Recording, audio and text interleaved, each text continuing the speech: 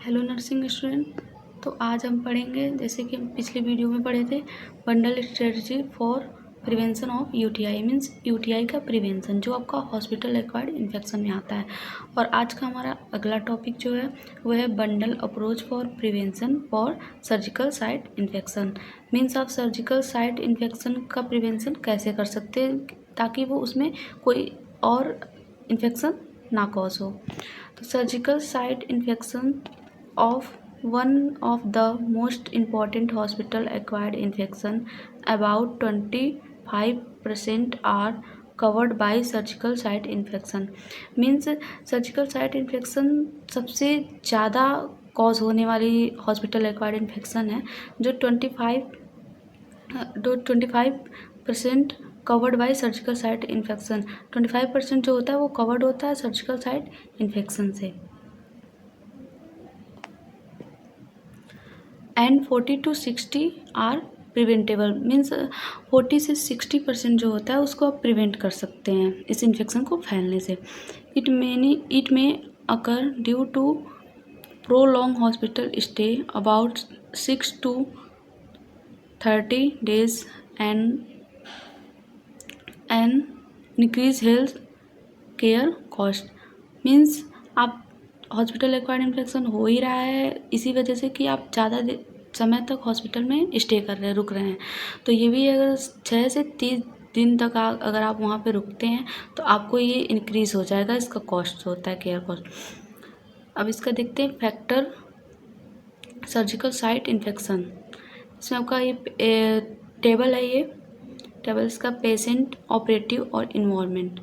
Nutritional status जो इसमें nutritional status आ जाएगा, डायबिटीज़ आ जाएगा, स्मोकिंग, ओबेसिटी, को existing remote infection, length of pre operative study.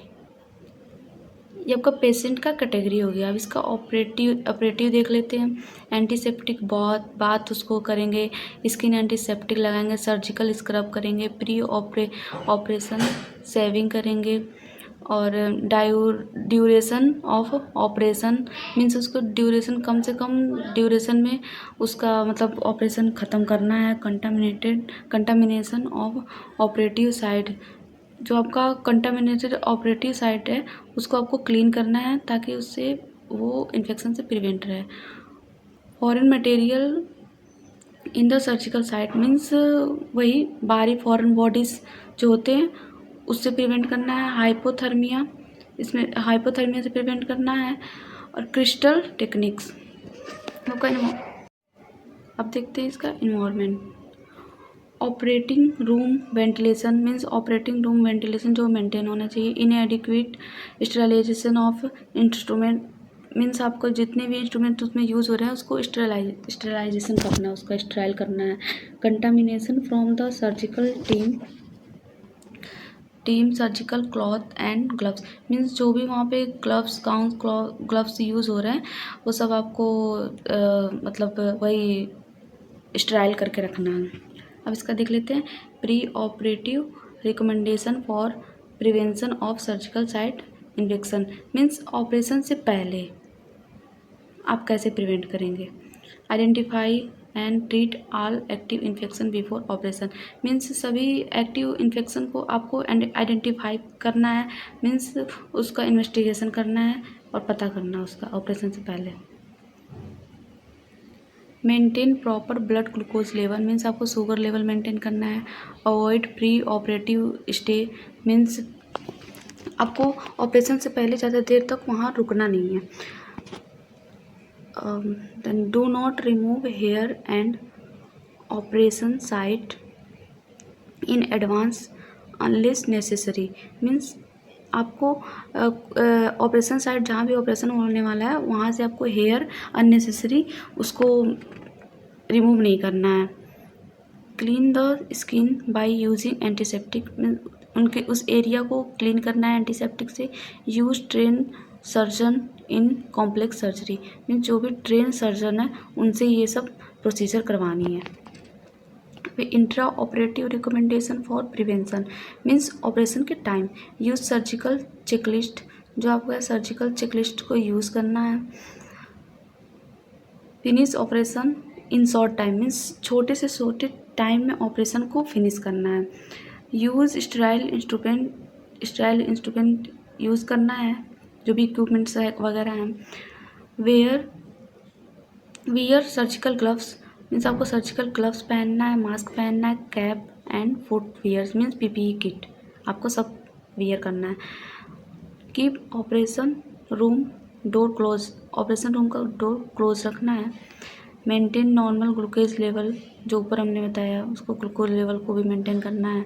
Surgical team should avoid use of artificial nail means artificial nail use नहीं करना है। Other accessories means ring वगैरह ये सब यूज़ नहीं करना है। Post operative recommendation for prevention of surgical site infection means post में बाद में, ऑपरेशन के बाद में आप क्या प्रिवेंशन करेंगे। Do not touch the wound unless necessary means बेवजह आपको वुंड को टच नहीं करना है। Review daily necessity of use of drain, तो उसका चेक करना है आपको, जो जहाँ भी आपको ड्रेनेज हुआ है वो उसका स्टेटस क्या है। अब देखते हैं अगला, bundle approach for prevention of ventilator associate event.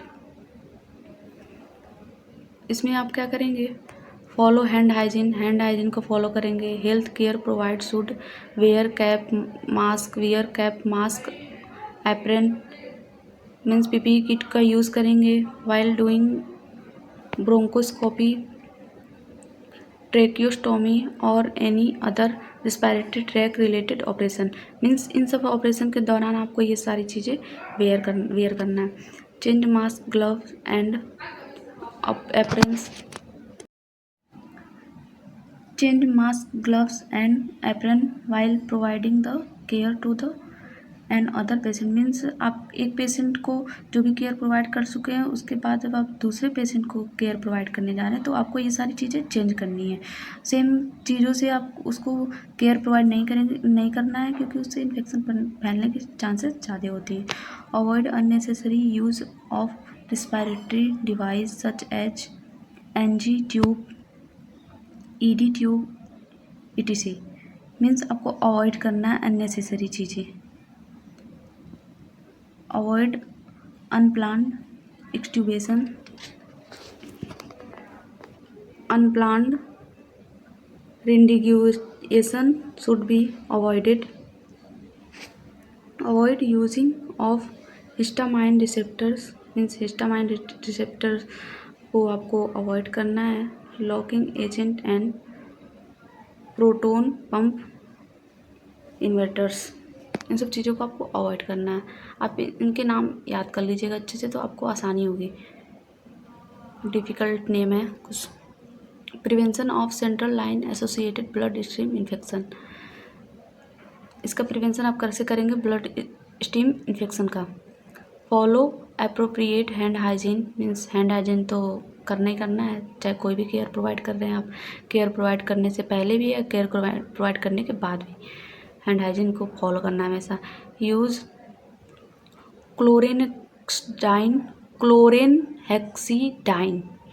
तोड़ के पढ़ते हैं तो ज़्यादा आसानी होता है, जो डिफ़िकल्ट वर्ड होते हैं। तो क्लोरहेक्साडाइन ये हो गया इसका। फॉर स्किन प्रिपरेशन मीन्स ये कोई सॉल्यूशन है जिसका यूज़ करेंगे हम स्किन प्रिपरेशन करने के लिए। Use full barrier precaution during central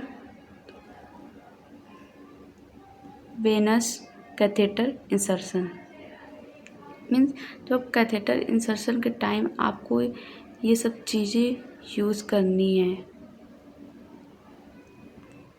avoid using the femoral when, आपको फीमोरल वेन को अवॉइड करना है।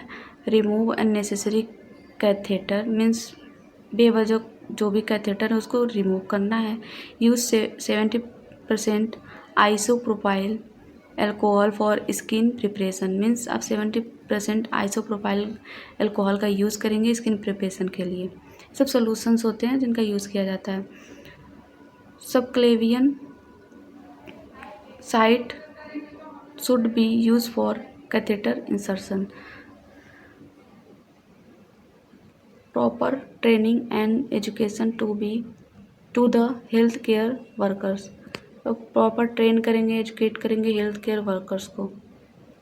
Injection code should be disinfected before use, तो का इंजेक्शन है डिसइंफेक्टेड होना चाहिए यूज़ के पहले। Stopcock should be capped when not required. अब ध्यान दिए होंगे कि मतलब ये राइटिंग यहाँ से चेंज हुई है, जो मुझे थोड़ा पढ़ने में थोड़ा सा प्रॉब्लम हो रही है, क्योंकि ये मेरे नोट्स नहीं है। एक टॉपिक मेरा नोट्स जो होता है वो किसी ने पाट दिया था, इस वजह से दूसरे के नोट्स से पढ़ना पड़ा, जो थोड़ी सी दिक्कत हो रही है मुझे इसमें, उसके लिए sorry. Transparent dressing should B change after every 7 days, मतलब जो भी ट्रांसपेरेंट ड्रेसिंग है उसको चेंज करना है 7 डेज़ में, every 7 days. Style gauze dressing should be after every 2 days, means आपको स्टाइल जो गॉज ड्रेसिंग है उसको भी आपको 2 दिन में चेंज करते रहना है। Anti microbial catheter should be use for variation of catheter is more than 5 days, means जो है आप 5 दिन से ज़्यादा आप कैथेटर को यूज नहीं कर सकते हैं।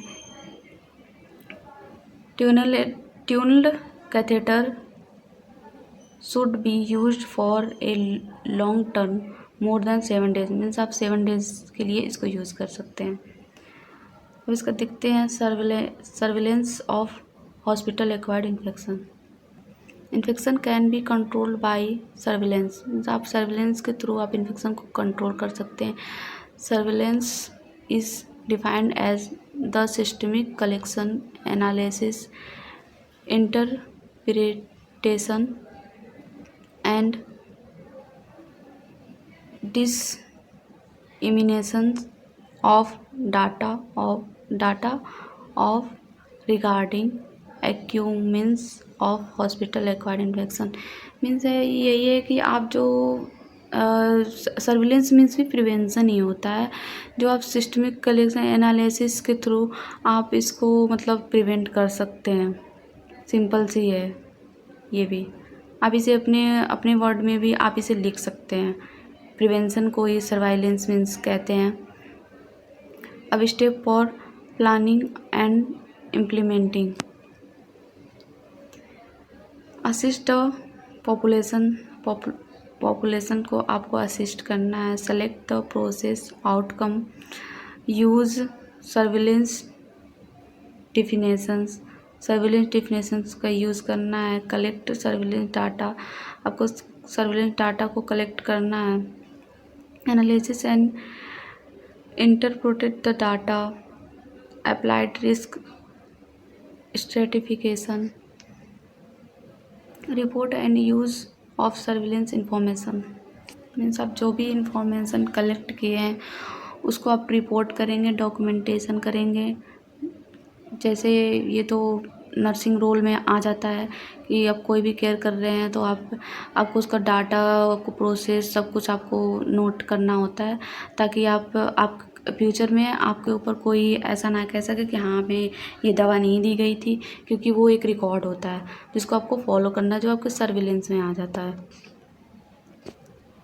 इसके ज़रिए आप खुद को प्रिवेंट कर सकते हैं। किसी भी केस अगर आपको हो रहा है, केस हो गया है, किसी ने कर दिया कि मतलब आपने गलत दवा दे दिया है, तो ये सब चीज़ें आपकी हेल्प करेंगी उस टाइम पे। ये रिकॉर्ड होता है, रिपोर्ट एंड रिकॉर्ड।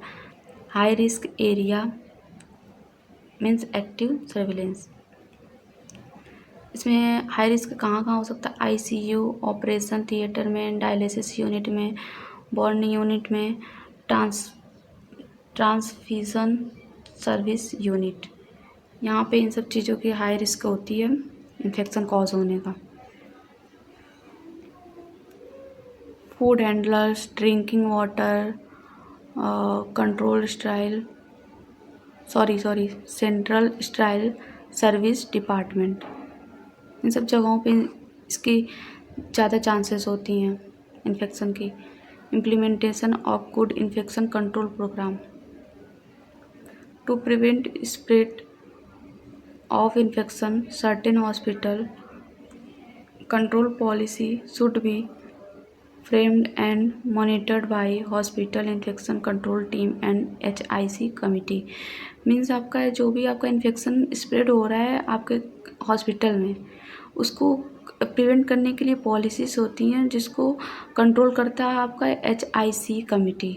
इसके लिए भी प्रोग्राम्स और कमेटी बनाई गई हैं जिससे हम लोगों को अवेयर कर सकते हैं प्रिवेंशन करने के लिए।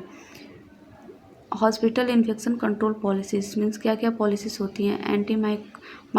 एंटी माइक्रोबियल पॉलिसी होती है, guidelines prevention and control of infection होता है, सर्विलेंस पॉलिसी होती है जो हमने पीछे बताया आपको, डिसइंफेक्शन